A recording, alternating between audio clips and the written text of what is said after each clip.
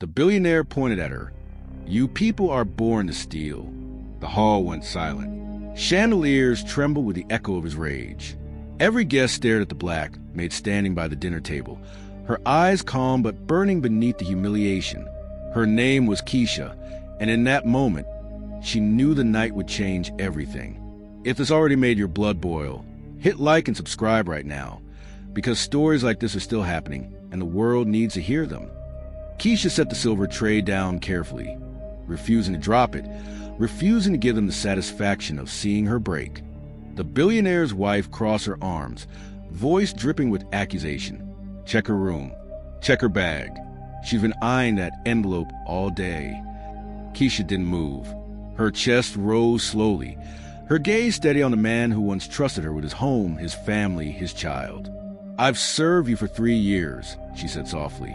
"If I wanted your money, I wouldn't still be wearing this apron."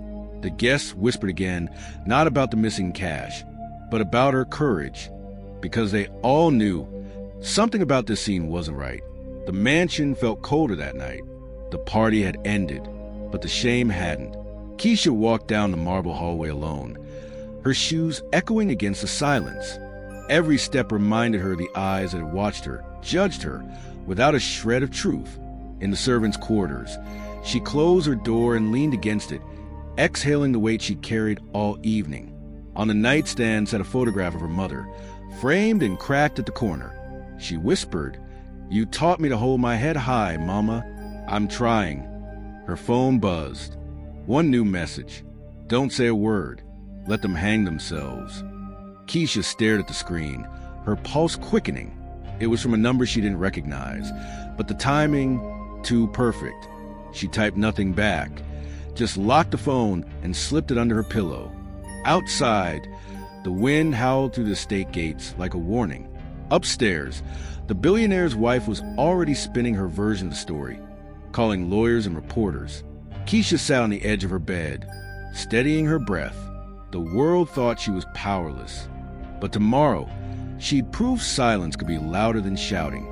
Morning sunlight crawled through the mansion's glass walls, painting gold across the marble floors that once shone with pride. Now they were a stage for suspicion. Police cars lined the driveway. Reporters waited beyond the gates. Keisha stood near the doorway as officers stepped inside, clipboards in hand. The billionaire's wife greeted them first, face rehearsed with fake concern. "We just want our money back," she said, loud enough for the cameras to hear. "And we all know where it went." One of the officers turned toward Keisha. "Ma'am, we'll need to search your room." She nodded calmly. "You'll find nothing there." Upstairs, servants whispered, hiding smiles. The same people who'd eaten her cooking now waited for her downfall. When they reached her small room, the search was quick. Drawers opened, suitcase turned inside out. Nothing. The wife's tone sharpened. "She's clever. Check the laundry room." But before the officers could move, Keisha spoke up. "No need." She pointed toward the spiral staircase leading to the study. "If you're looking for stolen money, start where the power lives." The room fell silent. Even the billionaire hesitated, his jaw tight. Keisha's calm voice cut deeper than any defense could. Tomorrow, the truth would walk through that same door. One hidden camera and a single file on his laptop changed everything. If this happened right in front of you, what would you do?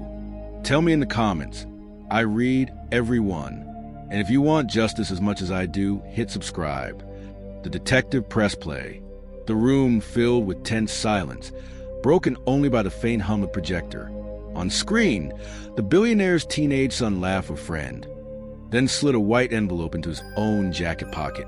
Gasps rippled through the crowd. The wife's painted smile vanished. The billionaire froze, color draining from his face. Keisha stood still, eyes locked on the footage. She didn't smile. She didn't gloat. She only said, "You accused me before you even checked the truth." The billionaire tried to speak, but his words stumbled over shame. "I didn't know." Keisha's voice remained calm. "You didn't need to know. You just needed someone to blame." The detective stopped the video. No one dared move. The weight of every racist whisper, every insult, Every unspoken prejudice now hung in that silent room like smoke. Keisha turned toward the door, finally free, but far from finished. By noon, the video had already spread online like wildfire. Headlines flashed across every screen. Black Maid proves billionaire family wrong. News anchors replayed the footage again and again, calling it poetic justice. Inside the mansion, reporters crowded the gate, microphones pushing through the iron bars. Keisha stayed quiet. She didn't owe anyone a speech. Her truth had already spoken for her. The billionaire's wife hid from the cameras. The son avoided the windows. And the man who once accused her stood in his office, staring at the same hidden camera footage on repeat. The sound of his own voice accusing her echoing back at him like confession. Keisha packed her few belongings into a small suitcase. The same corridors that once ignored her now echoed with whispers of guilt.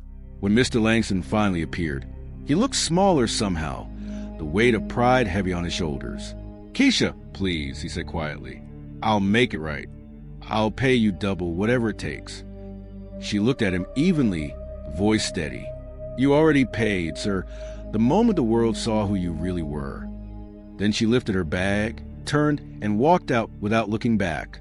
Days later, the world had moved on, but Keisha hadn't. She stood outside a downtown shelter, handing out hot meals to families who looked at her the way the rich once didn't, with gratitude.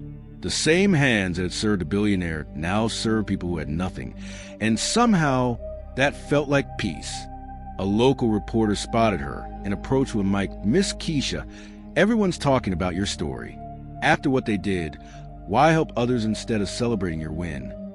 She smiled softly, because hate feeds on hate. Someone has to stop the cycle, and maybe that starts with me. The interview aired that evening. In the mansion's quiet study, the billionaire watched her on TV. The same woman he'd humiliated now spoke with grace instead of bitterness. Shame tightened his throat. He opened his laptop, typed a figure into his banking app, and quietly wired a donation to that same shelter. Under a false name. No press release. No statement. Just guilt finding its way toward redemption. Keisha didn't need to know who sent it, but deep down she felt it. Justice had already been served in silence. Keisha walked past the same iron gates where she'd once been searched like a thief. But this time, the cameras weren't there to shame her. They were there to honor her. Reporters called her the woman who turned accusation into dignity. The billionaire waited near the steps, suit pressed, eyes lowered. When she reached him, he spoke softly, voice trembling. "Thank you for showing me who I really was." Keisha stopped, her tone calm but sharp. "Don't thank me. Thank the truth.